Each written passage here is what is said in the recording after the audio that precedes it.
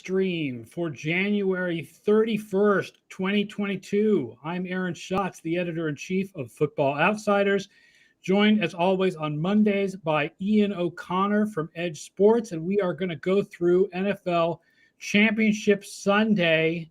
Want to thank everybody who's watching us right now on YouTube or Twitch, Twitter, Facebook. Please bring on your comments in the chat, and if you're on YouTube or Twitch, please like and subscribe to the show. Same thing if you are listening after the fact on the Football Outsiders Podcast Network. Don't forget about the FO Plus on sale for 99 cents a week for annual subscriptions. I know we've had that offer for a while, but it is coming to an end soon. So you want to make sure you get all of our stats, DVOA splits, analysis, fantasy information, betting information, 99 cents a week. Go to footballoutsiders.com/subscribe or click on the link you'll find in the description of this show. All right, so the conference championships, two close games, but I think the one that was the craziest and the most exhausting was the Chiefs and the Bengals. I came away from it saying it was a lot like 2014 to me when the Seahawks had that insane comeback against the Packers, and I could not pay attention to the next game for an hour because I was hungover from the comeback. And I felt the same way about this one. I was so hungover from Cincinnati's comeback that that I had a hard time paying attention to the beginning of the San Francisco-Los Angeles game. Cincinnati obviously trailed 21-10 at the half, but we have to talk about Andy Reid with the decision to go for it at the end of the first half, because I don't blame Reid for going for one last pass, because Mahomes is supposed to be smart enough to know you've got to throw that thing into the end zone within 3 seconds. Yeah, just like on the first play. It comes down to it. If I've seen some people talking about even with 5 seconds, looking at going for it versus the field goal, those were essentially equal options. Yeah, first and goal from the 9 seconds left after the pass interference. Kansas City's win probability was at 96.8. If they had scored a touchdown, they would go up to 97.5, taking an 18-point lead into half. If they had made even a field goal, they would have been at 95.4% win probability with a 14-point lead going into half. The way it played out, obviously, they got no points off of it. They had enough time to run a couple plays. I don't know. It kind of seems to me that Reid, Bieniemy, and Mahomes maybe just trusted that Tyreek Hill, although it didn't seem like he was the first option, trusted I don't that he think was going to be able. First option. I think Mahomes just had a brain fart and said, "Oh, well, there's Tyreek Hill. Let's see if he can." And he didn't think "Oh, this has to go into the end zone in 3 seconds, or I throw it away." Yeah, and even then, having Tyreek Hill out there as an option, maybe thinking he's going to get it, he's going to be able to make someone miss from 2 yards out and get in. But it didn't work out. It had no timeouts. They got the ball after the half.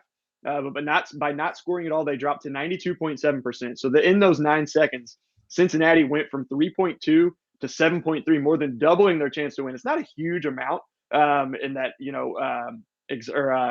absolute values, but relatively to double your win probability on a couple plays where it looks like the Chiefs were going to get a touchdown pretty easily in a couple plays and get up to 18 points was just huge. And you can't say those 3 points would have won in the game because we don't know how the game would have played out.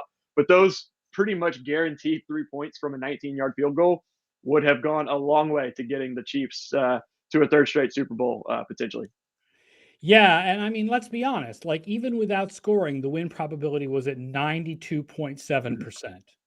So just a meltdown in the second half. Yeah, right. I mean, the Chiefs were still really, really, really strong, really, really strong favorites to win the game.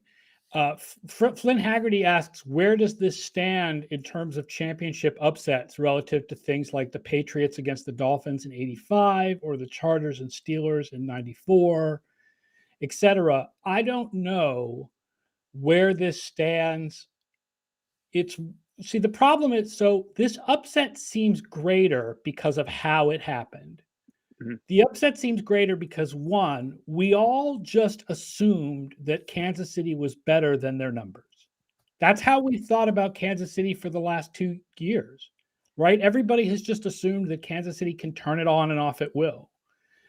But the other thing is, it feels like a much bigger upset because of the way the Bengals came back. The upset doesn't feel like the Bengals won in overtime. The upset feels like the Bengals came back from 21-3, right? So it's not like, so in that terms of like, what's the greatest comeback combined with upset? I mean, the Bengals coming back on a better Chiefs team down 21-3 on the road is more impressive than the Colts coming back on an equal Patriots team down 21-3 at home in 2006. But, you know, the Chiefs finished the season like 7th or something in DVOA. So, you know, we think about them as better than they really were this season, given that slump they had early in the year. If you look just at full season DVOA numbers, this would not be the biggest championship upset ever.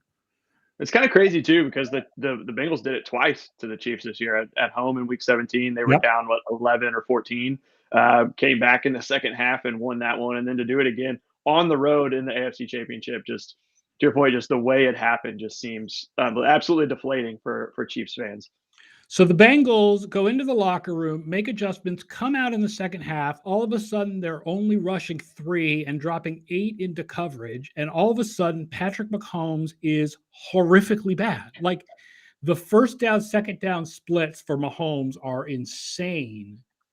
No matter what stat you look at, just how incredibly different it was for him in the second half compared to the first half.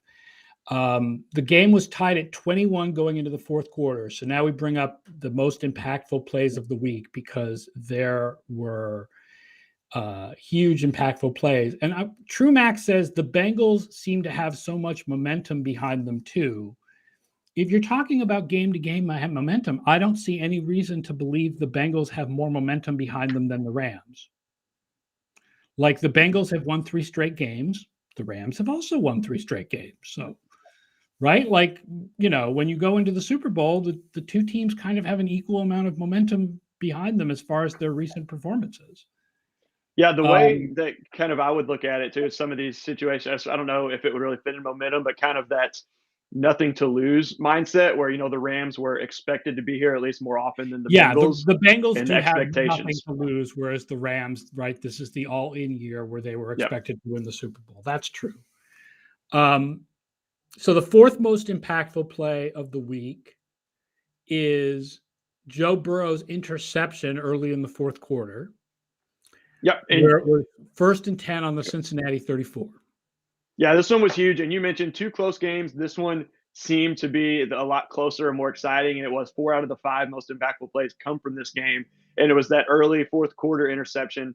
They had just gotten the ball. I think they had forced a punt from the Chiefs. Maybe they had sacked Mahomes before that. And you mentioned, you know, all the pressure I got on him.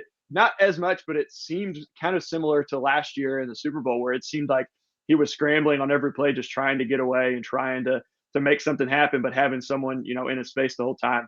But the Bengals, or the Chiefs defense was able to come up big here with interception right near midfield, tie game at 17.7% in win probability there for the Chiefs. And it looked like this was the point that they were going to go down, they were going to score, and they were going to win the game. But no, because Mahomes had to play like garbage in the entire second half. So the Chiefs couldn't capitalize. And then Evan McPherson comes back on the next Bengals possession. They go down the field goal range, kicks the field goal, 24-21 Bengals lead. So now Mahomes has the ball, final moments of regulation. You're thinking to yourself, this is Patrick Mahomes. They were clearly slowing down the clock in order to try to make sure the Bengals did not get the ball back. You're thinking Mahomes will go down. He'll score a touchdown in the last minute. The Bengals will not be able to come back. The Chiefs will win the game. The fifth most impactful play takes place then on that drive that put them into 1st and goal. Travis Kelce. Yep, 3rd and 2 at the 7, 1:38 left. Again, you're thinking this is going to be it right here. The Chiefs still have 3 timeouts. The Bengals do still have 2 timeouts here. And this gets into a lot of people are talking about should they let them score. Turns out it really wasn't a huge difference. It played off better for the way it played out. Only about a percentage difference, I think, when we looked at it yesterday. But this one, it hits him for the first down, gets down to 1st and goal. They're up to like 74% win probability. You just assume 1st and goal at the 5, 1.5 minutes left, 1:20, whatever it was after this play, that there's no way the Chiefs aren't going to get in the end zone in 3 plays, but they don't. So that the first down gets them 15% win probability. But then a few plays later, they've got 3rd and goal at the 9, only 39 seconds left. And Mahomes takes just a bad sack, 17 yards back, fumbles. This almost took them pretty much down to 0% because he fumbled and got lucky. I think it was Joe Thuney that recovered it. Right. If the Bengals recover that fumble, the game is over. Yeah. And so they get the ball back, but it makes it, instead of a 27-yard field goal, it makes it a 44 or 45-yard field goal. So that play, that sack cost them 19.6%. But they were able to get the field goal to force overtime after that. And so they win the toss, and everyone online is like, here we go. The Chiefs are going to win with the first drive in overtime, and then we're going to spend the next week arguing about overtime rules some more. But no, Mahomes was garbage in the second half of that game, and he was in overtime as well, and that's where you get our number one most impactful play of the weekend. Yeah, for just 5 seconds, already been 2 plays run, but only 5 seconds off the clock, 14:55, 3rd and 10 at their own 25. Mahomes throws it up to, I think it was Tyreek Hill who got his hands on it. I forget who the defender was that got his hand on it. Jesse Bates, I think, tipped it. Jesse Bates. That's right. Von Bell got the interception. I thought the ball just hit the ground watching it, and then look up and there Von Bell's running around with it. But interception, obviously very huge, gets the Bengals up, have the ball at near midfield at their own 45. It's a 24% decrease in win probability. Obviously, the turning point of the game. And Cincinnati goes down. It looked like, I thought Mixon was going to get in too on that run, cut back and just got tripped up. There was a guy that may have gotten him coming kind of from behind. It had a good angle, but sets him up at that point at the 12-yard line. And I don't think any Bengals fan thought they weren't going to win it with McPherson the way he's been this season now. I think 11 for 11, which is the most field goals made without a miss in playoff history. So he's been awesome as a rookie too. You've got him as a rookie, Jamar Chase as a rookie, Joe Burrow in his second year after the injury last year. A lot of young guys on that team, and it's kind of interesting looking at that. They were talking, I think it was Good Morning Football this morning, saying how, this team, the Bengals, have just kind of been, don't want to say losers, but a losing franchise for so long. And then you've got these guys coming in from winning college programs that kind of turning it around in the way Joe Burrow is. But yeah, with the rookie kicker, I don't think there was any thought in Bengals fans' mind they were going to lose once they got down inside the 20. I mean, I saw someone say, maybe the Bengals winning teaches teams you don't have to have as many scouts, because like the Bengals historically have always had a very small scouting staff. I don't think one team winning teaches you that. I think that it's better to, more scouts is better. There's no salary cap on scouts. I still don't think the Bengals are a well-run franchise, but they hit a home run with drafting Burrow and with drafting Chase and with signing Hendrickson and with a number of other moves that they made. And they've gotten luck. I mean, listen, these are 3 close wins, in particular the last 2. The Raiders one they had pretty much the whole time. But as far as True Turkman 24 asking about the run where Joe Mixon wasn't touched at the end and gave up the ball, I don't see, if Andy Reid wants to challenge that, I don't see how you can decide from the video whether or not Joe Mixon gave himself up. Like, I don't think that can be overturned to say that Joe Mixon had not given himself up and therefore fumbled the ball. If the refs on the field decided that Joe Mixon had given himself up and therefore had not fumbled the ball, you can't overturn that on replay. And if they do, that's going to be a whole other conversation that people would lose their minds over on that. So the Bengals are going to the Super Bowl. And of course, it's interesting. We were talking a little bit before we came on the air. So the Bengals are 17th in DVOA for the season. They will be the 3rd lowest team in DVOA to make a Super Bowl. And if they win the Super Bowl, they will become the lowest team in DVOA to win a Super Bowl, with an asterisk that the reason why is because of Week 18, where they sat their starters. If you don't count Week 18, then the 2007 Giants are the lowest team to ever win a Super Bowl, not the Bengals. But what's interesting is we took a lot of crap this year from Packers fans and Titans fans about how low they were rated by DVOA. I don't remember ever getting angry tweets or emails from Bengals fans I don't think Bengals fans went through this whole year thinking, oh, we're really one of the top 2 teams in the league. Like, how dare your numbers have us so low? Like, I think they kind of understand that they're playing with house money here. Yeah, and I think part of it too with the Titans, they were in first place of their division pretty much with the whole season. They got the big wins early in the year that were close. That really, as we know, like can go either way when you've got those close wins. Same with the Packers. There was really no shot of them losing the division, it seemed. Whereas the Bengals, had their ups and downs. We mentioned too the loss to the Jets, where they kind of got screwed at the end with a bad call on an unsportsmanlike or a helmet to helmet, whatever it was. But still, that game was close against the Jets. And then I think it was the very next week getting blown out by the Browns. To your point, the expectations just kind of weren't there, and they were just kind of thinking, we've had some good wins, but I think they could still kind of see the flaws. Their offensive line isn't great, and they, kind of just knew these things. Whereas Titans and Packers fans, knew what they had the way they've been in the last couple of years too, as good as they were, thinking, we should be much higher than this, despite what the numbers say, just based on the wins and losses, which obviously DVOA doesn't account for wins and losses, right? Just how they play on the field. Right. And I'll also point out that if you look at weighted DVOA, including the playoffs, they are number 7, the 7th lowest team entering the Super Bowl. So they're not as low if you incorporate their playoff games and you give more weight to the second half of the season. And that's, again, including week 18 when they sat their starters. They're even higher than that if you don't include week 18 when they sat their starters. But I will note that of the other 9, so there's 10 teams in history that have had a weighted DVOA under 20% entering the Super Bowl. And 7 of those teams lost the Super Bowl. The only ones that won were the 1987 Washington Redskins and the 2011 New York Giants. No. The Giants don't surprise me. We shall see what happens. Let's talk about the other games. San Francisco and the Rams.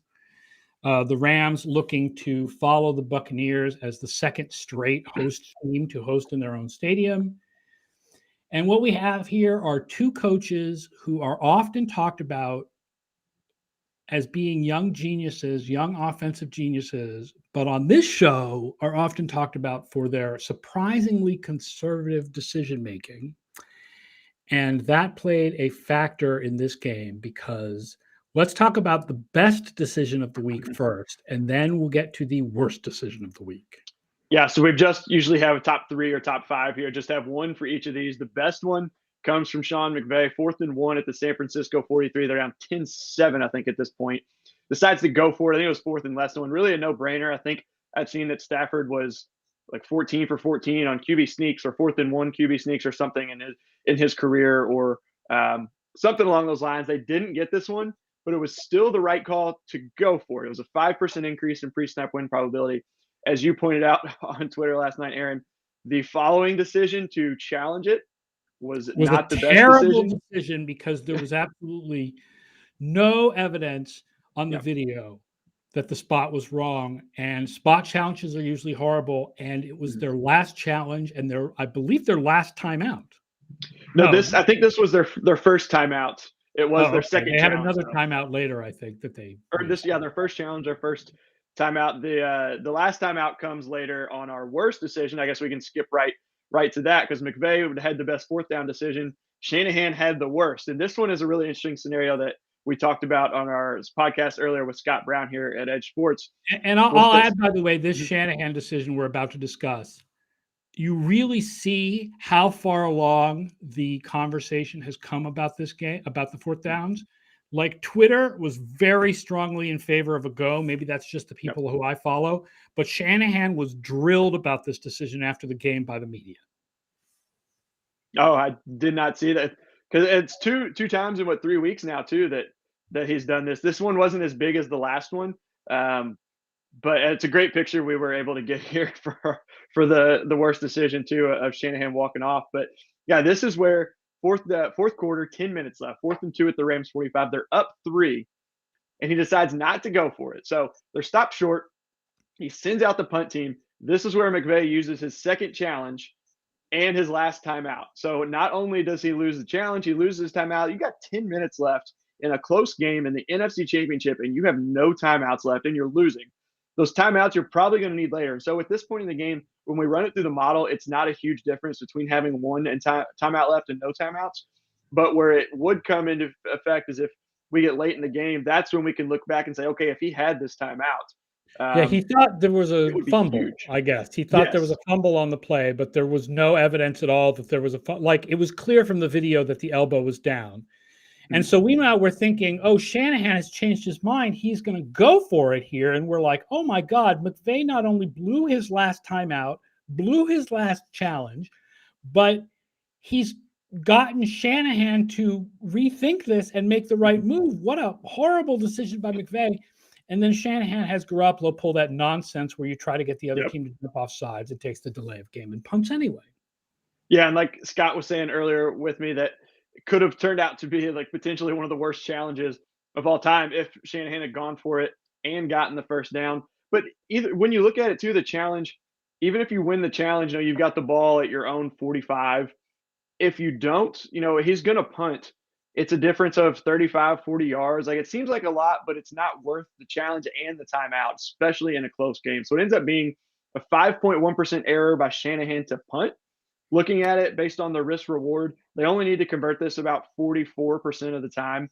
It'd be expected to convert even an average team around 56. So not as overwhelmingly in favor of the go as that 4th and 1 was against Dallas, where it was a 17%er with a minute and a half left, a minute 50. But still, the optimal decision was to go for it in this situation. And he failed again, like he has done pretty much all season. Just a really, I call it kind of a weak move last night. And that's essentially what it was. And good to know that he was drilled for the decision afterwards, because it seems like a lot of times, you know, this one wasn't as late in the game, so it maybe didn't directly contribute to a loss. Obviously, it factored into the loss as the Rams would get a field goal, force a punt, and get another field goal to win it. But just a really bad decision from Shanahan that we see pretty much all the time. And then really bad time management and timeout management and challenge management from McVay on the other side. So really, both of them looked like we're just trying to give it away. Joey Sucks asks, if Ian, have you folks looked into assigning a quantitative value to timeouts in a one-score game? I am not sure. I think a few years ago we had started to look into it. That would be something I would have to ask some of the data scientists here and Frank Frio, our co-founder. But we have looked at we've done some different timeout studies for different teams. Off the top of my head, don't know if we have a value for it in a situation like that. I know that studies that I've seen say that in the second half of the game, a timeout is worth more than 5 yards. That, like, you should not take a timeout to avoid a delay of game in the second half of the game because it's worth more than the 5 yards that you would lose on the delay of game. And that's exactly what McVay did too for his second timeout. They had, I think, 1st and 10 at like the 45 or the 40, time winding down, calls a timeout on the next play. They get 20 yards. You obviously can't predict you're going to get that, but they would have gotten the first down anyway. And chooses, especially in that situation, to use your second timeout to leave yourself one timeout for the fourth quarter in a close game like that. It was just unbelievable. So then we get to the impactful plays, and obviously the biggest play from this game is the Jimmy Garoppolo interception at the end of the game when the 49ers are driving to try to tie it or take the lead. Yeah, just trying to make something happen, but kind of that signature really bad Garoppolo thrower decision that it seems like you have almost every game. And this one, taking the sack, is awful, but it's better because they still would keep the ball. It would have been like a 4th and 23, 24, whatever. It was 3rd and 13 at this point at their own 22. But it cost them 21%, all 21% that they had. So dropped them from 21 to 0, the second worst behind only the Mahomes interception. And it kind of brings up even more the conversation I already saw being thrown around yesterday. Like, hey, if the 49ers win the Super Bowl, does Jimmy Garoppolo stay around as the quarterback since they've drafted Trevor Lance to be that guy? And it seems to me, I said this earlier too this morning, that Garoppolo is kind of in the same class to me as like a Derek Carr, where he's one of the most polarizing quarterbacks in the league, where you've got people that either say yeah, he's our guy, or I saw someone in the comments earlier saying it's time to move on. It's like, no, he can't win them a Super Bowl. So it'll be interesting to see now that they've lost this and that it ended kind of on that play, what happens from here with Garoppolo in San Francisco. I don't think that he could not win them a Super Bowl, but they did draft Lance to replace him, and he will leave. Yeah. And there are teams that need quarterbacks. True Max says maybe Pittsburgh, maybe Washington, maybe Denver, maybe New Orleans. There are definitely teams that need quarterbacks. So yes, Garoppolo they drafted Trey Lance for a reason. They gave him a year to learn. Trey Lance is the quarterback of the San Francisco 49ers next year. I think with Garoppolo too, I guess you could say it's with any quarterback, but it needs to be a team that has a lot of talent around him already, where he doesn't have to be the star, like a Aaron Rodgers in Green Bay or something like that. But I guess we'll see. Like he's done enough. Obviously, he got them to this year, helped get them to the Super Bowl one year. He helped get them here this year, just come up short both times. Yeah. All right. Don't forget that Ian will have updated coach rankings coming on Wednesday with Katie George talking about upcoming Super Bowl matchup and updating coaching vacancies. We wanted to at least acknowledge on the show the Tom Brady retirement that is maybe not happening. I mean, that's the thing is like we don't know whether we want to acknowledge it because I don't know whether it's happening or not. But we talked about it. We were like, what are we going to say? Like, Tom Brady is awesome and had an amazing career. Like, there's nothing much to add to it beyond that. I think on Saturday afternoon, we all just tried to one-up each other, posting whatever stats we had about how amazing Tom Brady's career was. But we all know that already. So there you go. Yeah, for me, it's more not really even like stats based of kind of, for me, the first thing I kind of thought of was like unofficially the end of my childhood, if you will, because coming up, 2000, was when he came in the league. I was 8 years old, is when I was first kind of starting to watch. The games that I remember was basically Tom Brady on. So it's one of those things, kind of seeing that as it's been a long childhood as he's been in the league for 22 years, but it seems like it's kind of the end of an era, if you will, too. It marks that I'm an old man because Tom Brady was the last player who predated Football Outsiders. Wow.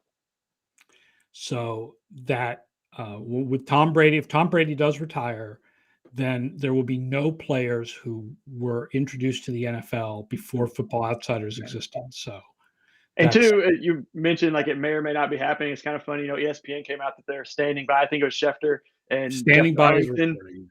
And it's like it can just kind of thinking of when it came out, and then people were like, "Oh no!" and ESPN, whatever, getting Schefter and Darlington, be like, "Are you all sure? Like, where'd you get this?" Like, all right, we're sticking with you. Somebody leaked it. I think Brady did not want it leaked, and somebody leaked it, and then he had to somehow put the genie back in the bottle. But it's not going back in the bottle because, as Mike Florio from Pro Football Talk has pointed out, if Brady changes his mind and comes back next year, the entire year becomes Tom Brady's farewell tour, which is exactly what he said he doesn't want to do. Yep. I would have liked to see him come back next year. Nobody's going to assume he's playing more than one more year, and the whole year just becomes all about him and doesn't want to do it. I would have liked to see him make it to 45, like you originally said, to play till he's 45, and then what recently said till 50. But it kind of, I mentioned this to you, Aaron, before the show, but kind of makes you wonder now with someone with like Aaron Rodgers, does that make him more inclined to stay with Green Bay? I hope so, as a Packers fan. But with Tom Brady, it really seemed to open things up in the NFC. Most of the young, good young quarterbacks are in the AFC, and it certainly does, it takes a big contender out of the NFC because that leaves, unless they add themselves another quarterback, that leaves Blaine Gabbert, who Bruce Arians claims is the most underrated player in the league. Okay. I don't believe that to be true. We'll see. That leaves Blaine Gabbert as the starting quarterback of the Tampa Bay Buccaneers. Yeah, in those situations too, it kind of, sucks because you're, had a good season. It's not like you have a high pick to replace him either. You either have to trade or acquire someone or trade up for a pick. And not really being a deep quarterback draft this year, it's going to be, maybe they'll find a way to get somebody. As I noted on the show last week, not when you were on, but on a later part of the week, Kyle Trask, hated by Derek Klassen, our college scout, Derek Klassen, hated with the strength of a million suns, thinks he's a horrible prospect. So we do not believe that Kyle Trask is the future of the Tampa Bay Buccaneers. All right, folks. Super Bowl. There'll be a lot of Super Bowl previewing coming up. Check out Splash Play today at 2:30 for some Super Bowl previewing, and then check out our show. We're not going to be doing Wednesday, but we will be on Thursday with an Ask Us Anything show and some Super Bowl previewing, and then next Monday and Thursday with more Super Bowl previewing. So 1 p.m. Eastern Time, Thursday and next Monday. Splash Play 2:30 Eastern Time, Monday, Thursday, and Friday. Ian, thank you as always for joining me. We got one more Monday, one more game left. 2 weeks from now. Everybody, thank you so much for watching the show, listening to the show. Please don't forget to like and subscribe to the show and come back on Thursday where we'll start previewing the Super Bowl and we'll talk some coaching carousel and stuff. And otherwise, enjoy your week, and I will talk to you all on Thursday afternoon. So long.